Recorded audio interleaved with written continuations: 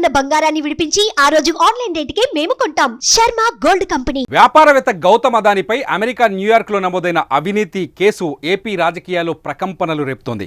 ఈ కుంభకోణంలో జగన్ సర్కారు పేరు ప్రముఖంగా వినిపించడం సంచలనంగా మారింది. రాష్ట్రంలో భారీ సౌర విద్యుత్ ప్రాజెక్టులను కట్టబెట్టేందుకు అదానీ సంస్థల నుంచి నాటి ముఖ్యమంత్రి జగన్మోహన్ రెడ్డి 1750 కోట్ల రూపాయలు లంచం తీసుకున్నారనే ఆరోపణ ఏపీ రాజకీయాల్ని హీటెక్కిస్తోంది. వైసీపీపై ఏపీ ప్రభుత్వం తీవ్ర విమర్శలు చేయగా వైసీపీ కౌంటర్ ఇస్తోంది. తాజాగా ఈ విషయంపై ఆనాటి విద్యుత్ శాఖ మంత్రి నేటి జనసేన నాయకుడు బాలినేని శ్రీనివాసరెడ్డి స్పందించారు.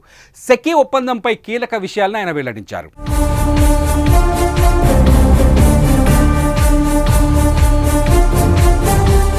మంత్రిగా ఉన్న తన ప్రమేయం లేకుండానే సెకీతో ఒప్పందం జరిగిపోయిందని బాలినేని వెల్లడించారు. అర్ధరాత్రి 1 గంటకు నిద్రలేపి సంతకం చేయమనడంతో దీని వెనుక ఏదో మతలబు ఉందని భావించి సంతకం పెట్టలేదని చెప్పుకొచ్చారు. అప్పట్లో ఇంధన శాఖ కార్యదర్శిగా పనిచేసిన శ్రీకాంత్ అర్ధరాత్రి ఫోన్ చేసినట్టు చెప్పారు. తాను అందుకు నిరాకరించడంతో కాసేపటి తర్వాత తన అదనపు పిఎస్ కు ఫోన్ చేసి సంతకం పెట్టకపోతే ఫైల్ ని కేబినెట్ సమావేశానికి పంపాలని చెప్పడంతో ఉదయం కేబినెట్ ముందుకు దస్త్రాన్ని తీసుకెళ్లినట్లు బాలినేని వివరించారు.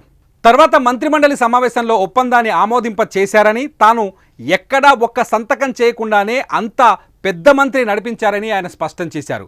ఈ ఒప్పందంపై శ్రీకాంత్ అప్పుడప్పుడు చర్చించిన పూర్తి వివరాలు ఎప్పుడూ తనతో చెప్పలేదని తెలిపారు.